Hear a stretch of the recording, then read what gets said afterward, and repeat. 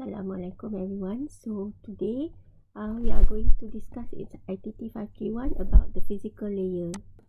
Okay, so for any network communication to happen, of course there needs to be a physical connection between the two sender and receiver, the two devices. So this physical connection can either be wired or wireless. Okay, so in order for the physical connection to happen, setiap device usually akan ada a particular network interface card. Mungkin satu device ada at a minimum satu network interface card, but it could have more than one. For example, server, dia mungkin ada beberapa connection kepada network, so it might have more than one network interface card. Of course, interconnecting devices juga ada more than one network interface cards lah. Macam kalau laptop kita, contoh kita ada satu untuk wired dan satu untuk wireless. Okay, so those are example where we have devices that want to connect physically, either wired or wireless, and they have more than one network interface cards. So looking back, kita tengok kalau daripada sender ke receiver, okay, daripada data yang being generated, okay, so dia akan encapsulated by header dekat setiap layer. For example, kita ada dekat transport layer, network layer dan juga data link layer. So selepas tu kita dah tak ada encapsulation untuk header dan trailer. Kita hanya akan susun dia ataupun encodekan dia untuk lalu kepada the physical connection. So once dia sampai to the next destination, the destination receives the bits, okay, yang kita dah tukar tadi dalam bentuk ini sebenarnya, dan di-encodekan dalam bentuk bits ones and zeros yang difahami oleh electrical signals. Okay, untuk generate electrical signals tu kena ada 1010 tu.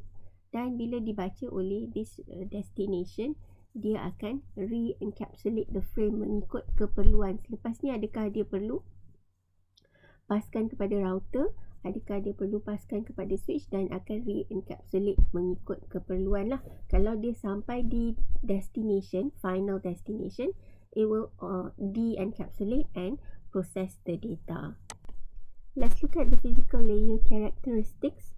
Okay, untuk physical layer standards ni usually it is governed by these organizations: ISO, EIA, TIA, ITUT, NC dengan IEEE. So those are probably the most common organizations that you will see because they are in charge of governing the standards. Okay, so siapa-siapa companies or organizations yang nak take part in the business, in the market for the physical layer, dia mestilah ikut rules ataupun standards yang governed by these bodies. So apa yang terkandung di dalam physical layer punya standards? So usually they are about the physical components, the encoding standard and the signaling standard. So physical component ni termasuklah hardware device, media apa yang nak dipakai, what kind of interface ataupun connector yang kita boleh guna. Contoh kan sekarang kita ada USB-C, kita ada Lightning, itu semua is governed by those organizations tadi supaya semua orang boleh manufacture. Mana-mana company pun dia follow lah specification, circuitry dia macam mana, electrical signal dia macam mana, janji dia follow, so dia boleh participate in the market. Dari segi encoding pula, macam saya cakap, daripada kita punya original data tadi, dan kita dah ada encapsulation dan sebagainya, kita nak convert this kepada those yang boleh dikenali oleh kita punya transmission media ataupun kita punya network device. Jadi setiap device ataupun transmission media mungkin ada encoding dia yang berbeza. So ada standard dia lah masing-masing. Okay, mesti follow standard tersebut. Okay, supaya manufacturer pun tahulah macam mana kita nak generate 110. Okay, jadi untuk a particular standard, dia pun bagi tahu how do you encode, for example. Di sini adakah simbol macam ni represent kosong, adakah simbol macam ni represent 1. Ini semua terkandung dalam standards of encoding. signaling pula, macam mana kita nak represent tadi encoding yang 0101 tu dari segi electrical signal dekat physical medium. Contohlah kalau yang menggunakan analog, kalau kita nak generate radio frequency signal, bentuk macam ni apakah maksud dia? Okay, contohlah di sini dia ada tunjuk this is the encoding and this is 0101. Jadi untuk certain signal, for example kita gunakan amplitude modulation, bentuk signal dia macam ni. Kalau frequency modulation, bentuk signal dia macam ni. So all of these signals sebenarnya represent data yang sama, tetapi dia berbeza dari segi bentuk depending on what kind of signal yang digunakan. Next kita tengok one word yang very important lah dalam network. I think users pun, end users sekarang familiar dengan perkataan ni sebab dia represent how fast that you can get the internet, for example.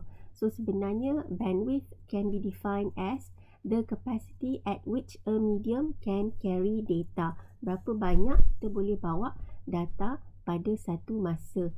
So ideally of course we want as much as possible, kan. Jadi bila kita tengok kriteria sesuatu physical layer transmission medium ke, for example benda ni yang kita akan tengok dari segi characteristics.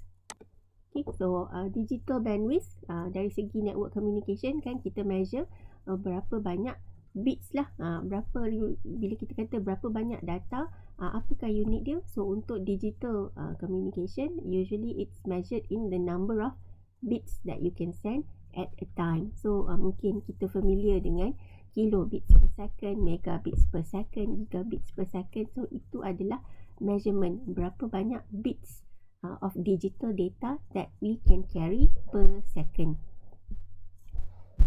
So this is the formula lah ataupun dia punya unit dia. Okay, so untuk kbps 10 to the power of 3 dan seterusnya 9, 6 dengan 12 lah. Hopefully you don't confuse the units dan juga dia punya kuasa dia. Other physical characteristics adalah latency, which is the amount of time including delays for the data to travel from one given point to another. Then throughput, which is the measure of transfer of bits. And good put, the measure of usable data. Sebab mungkin out of the throughput there might be traffic overhead yang tak semestinya carry data lah. Okay, let's look at the first type of transmission media, which is copper cabling. So the most popular type of transmission media is probably copper cabling lah. Okay, so satu sebab dia murah, inexpensive tu paling penting dari segi harga. Then it is bendable, so it's easy to install, dia tidak terlalu tebal. And then it also has low resistance to electrical current flow, jadi senang lah dia nak conduct, dia senang nak bawa electrical signals tu. Okay, cuma dia mungkin terganggu dari segi signal sebab it's susceptible to electromagnetic interference. Okay, so then dia juga susceptible to attenuation. Attenuation maksudnya sesuatu yang melemahkan signal strength tu lah. Okay, so the longer the electrical signals have to travel, the weaker they get. Jadi sepanjang semakin panjang kita tarik kabel tu without having any repeater device, semakin lemah lah signal tu. Okay, so itu karakteristik kalau kita guna copper cable lah. Right. Okay, so since dia popular, maksudnya mesti ada cara lah untuk kita masih gunakan copper cable ni tetapi kita overcome all these limitations. So caranya adalah, one is we adhere to the cable length limits. Okay, so pergi sampai maksimum yang selagi mana signal tu tidak deteriorate, signal tu tidak berkurang menjadi yang tak boleh baca. Okay, so kita hanya limitkan sampai that particular length. Kemudian we might need a network device untuk regenerate signal tersebut.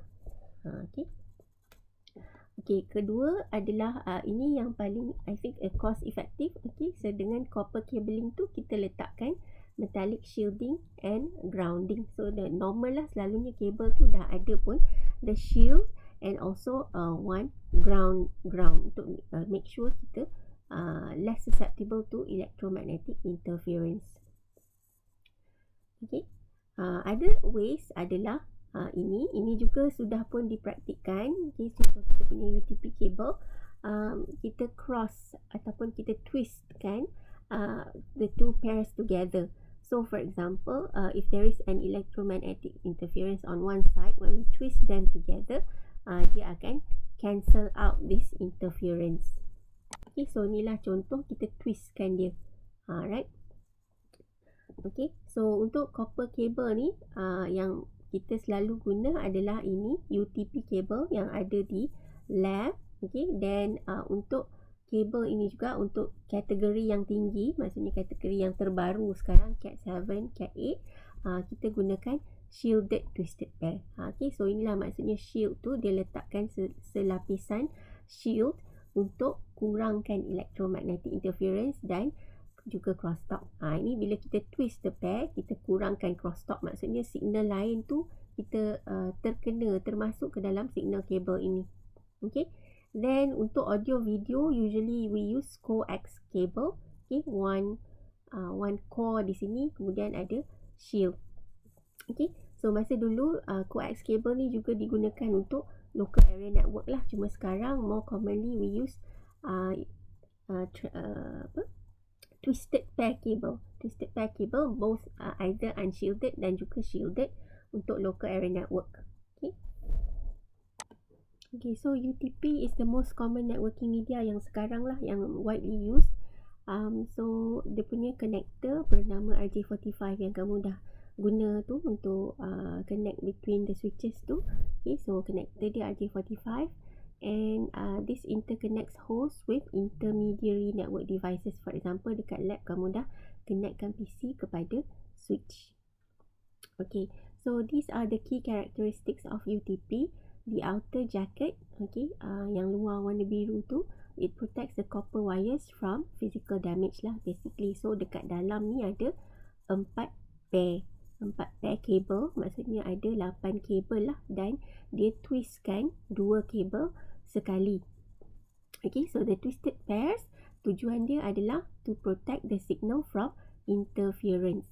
Okay, and then kalau kita buka sebenarnya untuk UTP, dia ada color dia lah. So it's a color coded plastic insulation, electrically isolates the wires from each other and identifies each pair. Jadi yang luar ni is basically plastic, dalam dia baru copper. So ni tujuan dia. Okay, right. Dan juga color ni tujuan dia adalah untuk identify setiap pair, sebab setiap pair ni ada tugas dia lah. So ada transmitter, ada receiver, ada G dan sebagainya. The next one is shielded twisted pair. Okay, so bila ada perkataan shield tu, kita dah tengok tadi antara sebab kenapa ada shield adalah dia untuk better performance. Maksudnya dia nak protect daripada noise dan electromagnetic interference. Okay, so dari segi performance compared to UTP, STP is better because it has better noise protection. However, sebab kita ada tambah extra protection tu, it is more expensive, tambah cost lagi untuk protection tu, and also sebab dia tebal lagi daripada UTP, is a little bit harder to install. Okay, so itu sajalah, more expensive and harder to install. Cuma sekarang ni pun cost dia dah relatively kurang berbanding dahulu, jadi kita dah start mula guna semula lah shielded twisted pair sebab dia punya quality of signal better. So semakin tinggi kategori, nanti kita tengok kategori tu, kategori yang tinggi punya kabel, dia dah nak move towards using STP. Okay, so kalau dekat lab tu masih guna unshielded twisted pair. Okay, then dia sama dengan UTP, dia terminated using the RJ45 interface. Okay, also to interconnect host with intermediary network device. Okay, so kita tengok composition dia. Okay, number 1, ni kat luar, dia panggil outer jacket. So this is for protecting the copper from physical damage. Okay, so daripada anasir-anasir luar lah basically. Number 2, dia ada tambah shield kat sini, dipanggil braided or foil. So dia macam besi nipis, okay, and dia untuk protect from electromagnetic interference. Okay, then kita ada shield pula. Setiap pair ni kita ada foil shield for each pair of wires. Again, so double protection ni, satu untuk EMI, kat sini pun untuk EMI between the different pairs. Okay, then barulah dia ada plastic insulation, also color coded, sebab again color coded ni untuk bezakan the different pair, sebab setiap pair ada dia punya own duties. Next, kita tengok the next type of coax cable. The next type of copper cable dinamakan coax cable. So coax tu sebenarnya melambangkan inilah, ada satu core yang besar ni untuk dia punya copper. Okay, alright. So untuk coax cable, dia ada juga outer jacket, and then it has a copper braid or metallic foil. Okay, so this is a shield for the inner conductor yang ini, dan juga dia act as a second wire in the circuit. So dari segi electrical signal tu, dia akan menguatkan lah signal. Okay, then kita ada plastic insulation and the actual core or the actual conductor yang bawa electrical signal untuk your data. Okay, so mungkin jarang digunakan untuk LAN lah. Where you might see this adalah when you install antennas. Okay, ada lagi yang biasa digunakan untuk audio video lah, communication. Of course, audio video macam TV kan, dulu kita ada juga copper cable ni, coax cable ni. Nowadays, kalau ada wireless devices, we attach the antenna using this also. Okay, kalau zaman dulu internet cable, maksudnya kita lay copper cable dekat underground dan bawa ke rumah, juga kita gunakan attachment ini. Okay, so ini dia punya jenis-jenis interface ataupun connector dia lah. Okay, so BNC digunakan selalunya untuk first generation Ethernet dahululah. Okay, dan N dan F ni selalunya untuk macam residential cabling lah. So internet cables, untuk audio video cables, so N dengan F type selalu digunakan. Okay, so kita tengok sedikit lebih detail lagi mengenai UTP cabling, the one that we usually use in the lab ni. Okay, alright. So tadi kita dah tengok dah, dia ada 4 pair ni kan, and they are color coded because they have different uses for each pair. So kalau kita comparekan dengan shielded twisted pair, individually the pairs dia hanya rely on the plastic encapsulation lah. Okay, so dia tak ada extra shielding. Jadi apa jadi kepada noise dan juga electromagnetic interference? So basically they rely on the cancellation, noise cancellation. So the reason why they are twisted together ni adalah for this property. Kita nak cancelkan because each wire in the pair uses opposite polarity. One is negative, the other is positive. So when they twist together, they are cancel out. They cancel out each other. Okay, jadi mengurangkan the electromagnetic interference. Another thing is, sebenarnya kalau kita observe ni, dia punya twisting ni, kadar twisting dia ni berbeza-beza. Itu juga akan prevent crosstalk. Okay, so this is called variation in twist per foot for each wire. Okay, so konsep dia dari segi twisting je. Okay, boleh kurangkan electromagnetic interference dan juga crosstalk. Okay, so organisation yang govern the standard for this UTP cable adalah TIA, EIA. So we've seen this organisation before masa kita discuss chapter 1. Alright, so dalam standard itu dia bagi tahu specification mengenai the cable types, the cable length, what kind of connector, how you want to terminate the cable, and what are the methods for testing. Okay, so like I said before, cable ni kita groupkan dia lah, kita ada grade dia mengikut functionality dia. So kita ada kategori. Okay. So kita punya electrical standards macam mana nak encodekan signal dalam kabel ni is governed by the body called IEEE. Okay, so macam saya cakap dia mengikut grade. Grade tu apa? Performance dia lah dari segi signaling. So kita ada kategori 3, kategori 5 or 5E and kategori 6. Sebenarnya sekarang dah kategori 7 and 8 lah. Okay, so tapi kita discuss kategori yang common dahululah. Cat 3 usually is used for telephone communication. Kita punya landline tu untuk connect kepada telefon biasa tu kita gunakan Cat 3 UTP.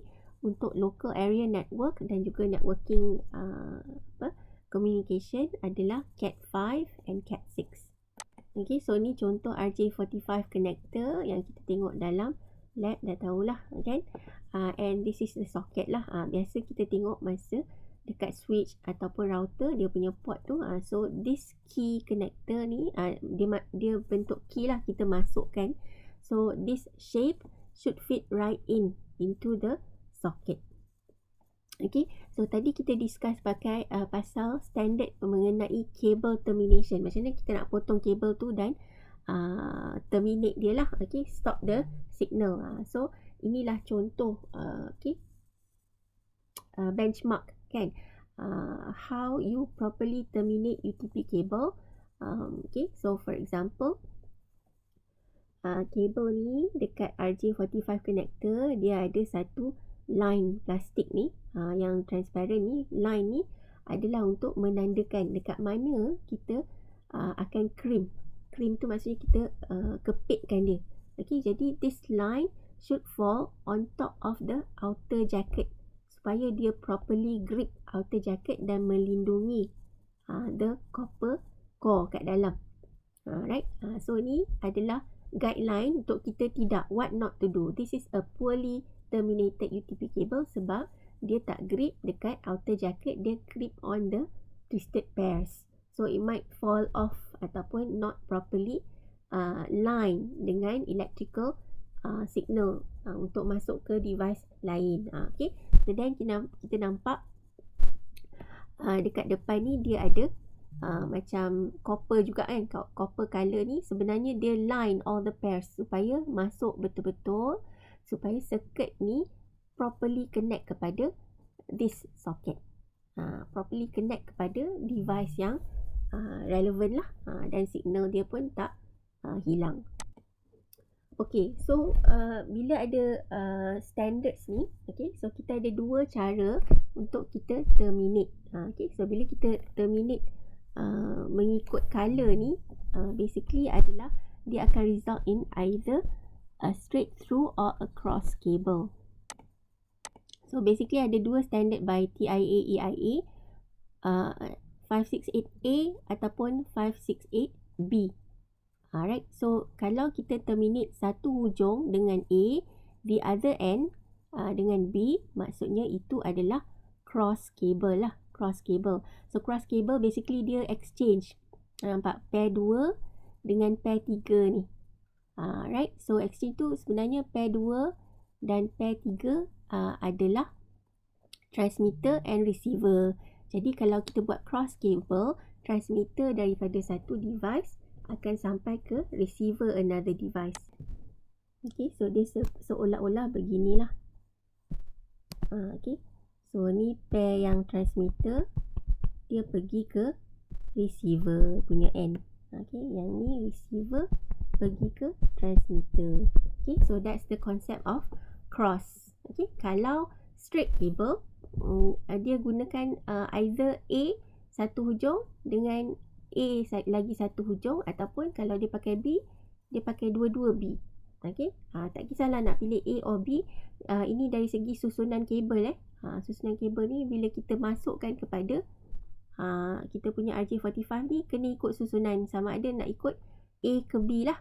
So kalau satu hujung kabel, this is a wire, kamu terminate kat sini guna standard A, terminate kat sini guna standard B. Ikut susunan ikut susunan color ni kan. Itu membezakan A ke B. Jadi this becomes a cross cable. If the cable uses both A and A, then it's a straight cable. Okay, so masa dulu this was relevant lah macam mana kamu terminate A or B ni, sebab it determines what can be connected using that cable. Right, so kalau kita gunakan cross cable, selalunya kita gunakan untuk connect to different devices yang sama. Contohnya router ke router, ataupun router ke switch, ataupun switch ke switch, ataupun PC to PC. Okay, kalau kita nak connectkan different devices, contohnya switch ke router, kita gunakan straight cable. Okay, so tapi itu kita not jot down di sini. Ini adalah masa dahulu. Okay, masa sekarang kamu punya device yang sekarang ni ada capability of auto MDIX. Okay, so nampak dia highlight ni considered legacy tu, sebab device dulu lah, masa zaman saya belajar dulu ada significance. Okay, but it helps for you to know lah. Okay, so sekarang tak kisahlah, selalunya kita pakai straight cable sahaja, tak perlu cross cable, because all the devices sekarang they are able to detect or sense, dan dia pandai adapt kepada dia punya transmitter ke receiver.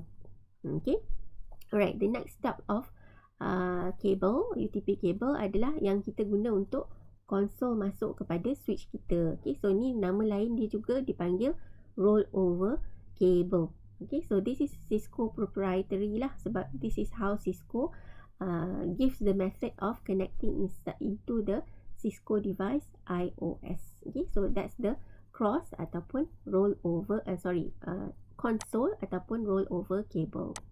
Next, kita ada satu lagi bentuk wired medium, which is fiber optic. Okay, so fiber optic is not as common as UTP because of the expense. Maksudnya it's a little bit more expensive as compared to UTP cable.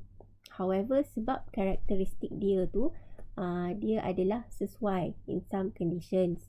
Okay, so karakteristik dia yang tak susceptible kepada electromagnetic interference membolehkan dia digunakan untuk hantar data over longer distance ataupun lebih bandwidth yang lebih tinggi. Okay, alright, so like I said before, it's less susceptible to attenuation and completely immune to electromagnetic interference. Kenapa dia completely immune? Sebab dia tak transmit menggunakan electric signals, dia transmit menggunakan cahaya. Jadi tak adalah gangguan-gangguan dari segi electrical signals tu, tak ada kepada signal di dalam fiber optic. Okay, alright, so the core, instead of gunakan copper, is made of pure glass. Dan cara untuk kita create signal tu adalah, like I said, cahaya kan. So dia gunakan laser or LED. Okay, so macam mana nak encodekan 1010, dia gunakan pulses. Kan, seolah-olah macam Morse code tu kan, kita ada tut tu.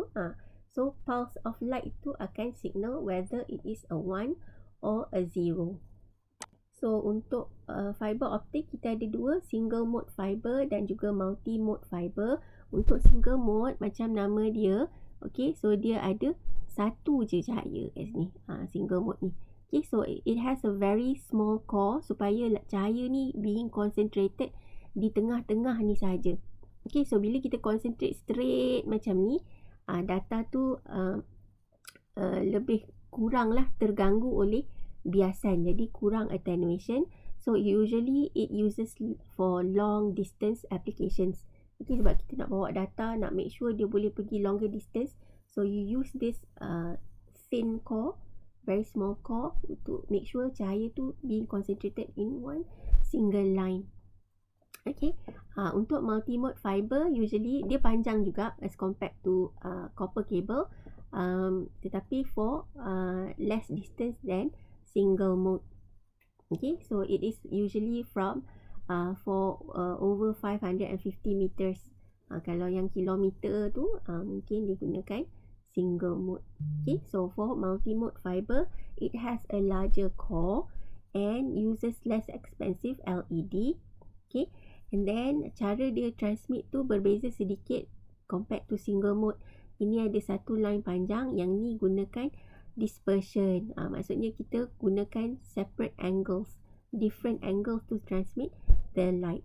Okay, so bila ada different angle ni, maksudnya you have the spreading out of the light pulse over time. Ni seolah-olah macam signal attenuation dalam copper cable. Okay, jadi increased dispersion means increased loss of signal strength. Okay, so logically multi-mode fiber mempunyai greater signal loss or has greater dispersion compared to single mode fiber. That's why dia hanya boleh digunakan untuk shorter distances. Okay, so the maximum cable distance for multi-mode is 550 meters. So kat mana lebih sesuai digunakan compared to dalam lab? Okay, so kalau dalam lab is considered relatively expensive lah. Tapi kat mana fiber optic cable ni digunakan? So it's used in enterprise networks for backbone cabling. Backbone usually kita bawa trafik daripada semua source untuk bawa dalam satu line yang besar. Okay, and it's usually used for interconnecting infrastructure devices. Okay, so core devices tu yang besar, kita guna fiber optic. Next, mungkin di rumah kamu ada Unify fiber, itu dipanggil fiber to the home. So dibawa daripada exchange, katalah ada green box dekat belakang rumah kamu tu, so dia carry kepada rumah kamu. So itu gunakan fiber optic. Then something that we call long haul. Okay, long haul maksudnya kita nak bawa kabel besar daripada country to country, okay, continent to continent. Okay, usually using undersea or underwater cabling. Okay, so lagi satu lah ni submarine cable networks. Okay, so kita gunakan undersea environments, gunakan kabel bawah laut tu. Okay, itu bawa high speed and high capacity traffic. So untuk dalam enterprise ataupun dalam organizations, dalam buildings for example, ini adalah jenis-jenis connector yang kita gunakan. Okay, let's compare between fiber and copper. Okay, so kita boleh compare dari segi bandwidth, distance, EMI and RFI, electrical hazards, cost, installation skills dan juga safety precaution. Okay, so untuk copper cable, dia boleh bawa for now speeds to 10 gigabits per second. Dan distance dia usually boleh pergi hanya maksimum sampai 100 meter. Okay, and the immunity to electromagnetic interference is low. Maksudnya dia senang kena lah electromagnetic interference. Okay, also immunity to electrical hazards. Okay, tetapi ini dia punya pro lah. Media and connector cost is low, installation skills is low. Kamu pun boleh kan, kamu pun boleh buat. Okay, tak perlu sijil lah untuk buat installation UTP cable ni. And also the safety precaution is low. Ini pro dekat copper cable or UTP cable. Okay, di atas ni boleh dikatakan sebagai con lah. Okay, untuk fiber, ini dia punya pro. Okay, sebab dia boleh pergi up to 100 gigabits per second. You can go for longer distances up to 100,000 meters, and it's completely immune to electromagnetic interference and electrical hazards. Okay, sebab dia tak transmit guna electrical signal, dia gunakan cahaya, jadi tak ada masalah gangguan yang selalu diterima oleh electrical devices. Okay, cuma this is the cons. Lebih mahal, installation skills perlu ada certified sebab kita nak handle laser beam. Okay, so kena dilatih lah cara-cara yang betul untuk kita install fiber optic cable. Juga kita mesti make sure supaya fiber optic cable tu tak pecah or patah. Okay, so that's why kena ada skills. Usually it's being trained lah. Okay, and also we need to take safety precautions lah. Like I said, we must make sure kabel tu tak pecah or patah and the signal tak terkena installer. Next, kita tengok wireless media pula. Okay, so karakteristik wireless media adalah dia gunakan radio ataupun microwave. Okay, signal microwave dan radio ni di udara lah, udara lepas, free, over the air. Okay, so bila free macam tu, kat mana dia sesuai? Dia sesuai bila kita perlukan mobility ataupun di mana kita perlukan banyak device nak share same internet connection. Okay, cuma there are some limitations of the wireless transmission media. One is in term of coverage area. Okay, sebab microwave dan radio wave ni tak semestinya boleh tembus sesuatu surface.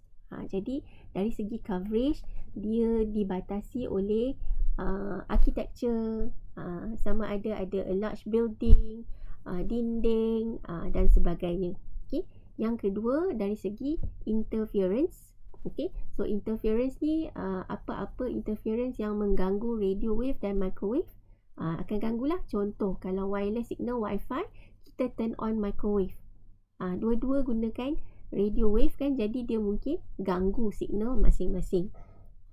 Sometimes even kalau kita duduk di tepi LRT station, train lalu, dia punya electrical signal yang lalu dekat rail train tu juga boleh bawa gangguan kepada Wi-Fi signal. Okay, and then dari segi security, like I said, sebab dia open over the air and it's being shared by many. Okay, so anyone can gain access to a particular signal. Kan, so macam kita duduk di bilik, katakan duduk bilik, kita turn on kita punya Wi-Fi card, laptop kita boleh nampak macam-macam access ID kan. So kita boleh je cuba untuk masuk ke network tersebut. So dari segi security kurang terjamin lah. Cuma sekarang ada banyak teknologi ataupun protokol to ensure this security. Okay, the last limitation adalah again lah, kalau kita tengok it's obvious lah, kalau kita ramai yang share mungkin akan dapat gangguan. Okay, because many users accessing the wireless LAN results in reduced bandwidth for each user. Okay, so the governing body untuk wireless communication ini adalah IEEE. Okay, so dia bagi specification on the standard dekat data link dan juga physical layer. Okay, so in these standards, physical layer akan bagi tahu definition mengenai data to radio signal encoding. So macam mana kita nak tukarkan daripada wired media tu, daripada for example PC, okay, komputer, and nak paskan kepada radio signal, macam mana nak tukarkan digital kepada analog kan. Okay, and then the frequency and power of transmission, which transmission frequency should we transmit at. Mungkin pernah tengok the channel kan, 2.4 dengan 5 GHz, that's the frequency channel. Okay, and then the signal reception and decoding requirements, macam mana nak send and receive antenna tu, nak hantar macam mana. Okay, and also the antenna design. Okay, sama ada 2 batang, sebatang saja. Okay, ada yang pakai parabolic ataupun macam dish antenna macam Astro. Okay, so tu semua is being dictated by IEEE dalam physical layer punya standard. Okay, so untuk wireless teknologi kita ada beberapa signal lah. Mungkin pernah dengar, biasa dengar Wi-Fi, Bluetooth biasa dengar. WiMAX is more long distance. Okay, tetapi sudah jarang lah disebabkan Wi-Fi ni sudah strong. Dulu WiMAX was intended for longer distances, but nowadays the standards in Wi-Fi has improved. So usually we use Wi-Fi, and then for indoor we have ZigBee. Okay, so this is for low data rate and low power consumption. Okay, primarily for Internet of Things. Okay, so untuk sensor-sensor yang kita gunakan, especially indoor, okay, so kita gunakan ZigBee. Okay, so dalam local area network, kalau kita nak gunakan wireless untuk kita punya local area network, so generally we need these two devices lah. Okay, satu wireless access point. Okay, so tugas dia is to concentrate wireless signal from users. Dia yang kumpulkan, dia yang receive wireless signal from devices and then dia hantar kepada infrastructure network. Infrastructure network maksudnya wired network. Right, so for example lah, kalau di rumah, okay, kita ada wireless router yang diberi oleh service provider. So wireless router tu sebenarnya adalah wireless access point bersama dengan router. Okay, dan kita ada device yang wireless. Okay, for example kita punya laptop, kita punya mobile phone. Okay, so semua ni ada wireless NIC adapters. Okay, so kita connect ke the access point. So access point tu pun connectkan dia kepada a wired infrastructure. Contohnya kalau di rumah, wired infrastructure tu adalah kita punya fiber lah, fiber to the home tu. Itulah wired infrastructure kita. Okay, so sampai sini dulu kita tengok the physical layer punya teknologi. Later on we will explore the wireless technology lagi.